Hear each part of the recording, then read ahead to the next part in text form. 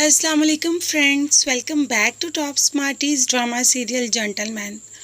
तो वही हुआ जिसका पहले से हमें पता था।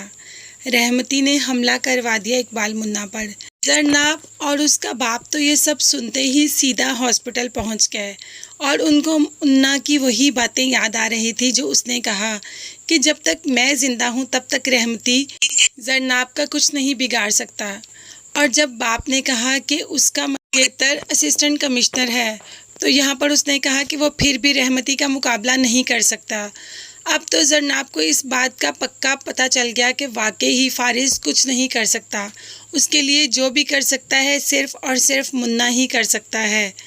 मुन्ना जो कि वेंटिलेटर पे है और हालत बिल्कुल नहीं ठीक, मगर यहाँ पर दिलबर कह रहा है कि आप सिर्फ एक बार कह देना कि मुन्ना मुझे तुम जीते हुए चाहिए, तो मुन्ना को कुछ नहीं हो सकता।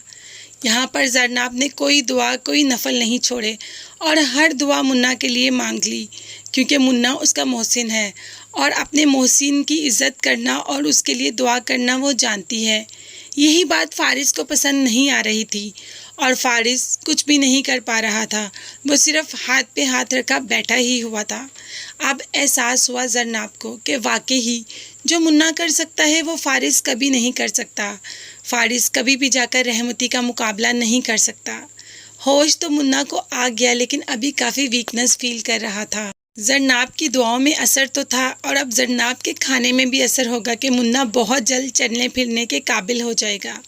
यहाँ पर जरनाब थैंक यू कर रही है मुन्ना का, जिस तरीके से उसने जरनाब के लिए सब कुछ लड़ाई की, क्योंकि रहमती जरनाब को पाने के लिए किसी भी हद तक जा सकता है, कुछ भी कर सकता है और वाकई ही फारिस कुछ भी नहीं कर सकता।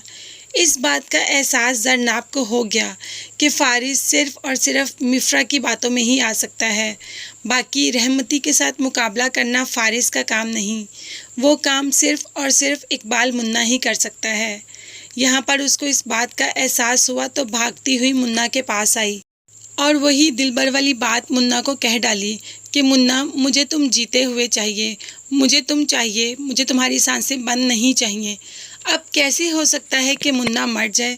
अब तो मुन्ना को ज़िंदा ही रहना है और जरनाब की हिफाजत करनी है, क्योंकि अब जरनाब ने कह दिया कि उसको मुन्ना जीता हुआ ही चाहिए।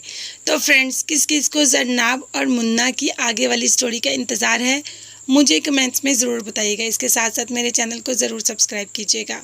अपना बहुत ज़्यादा ख्याल रखिएगा और मुझे भी अपनी कीमती दुआ में याद रखिएगा। नेक्स्ट वीडियोस तक के लिए अल्लाह हाफिज़, बाय बाय, टेक केयर।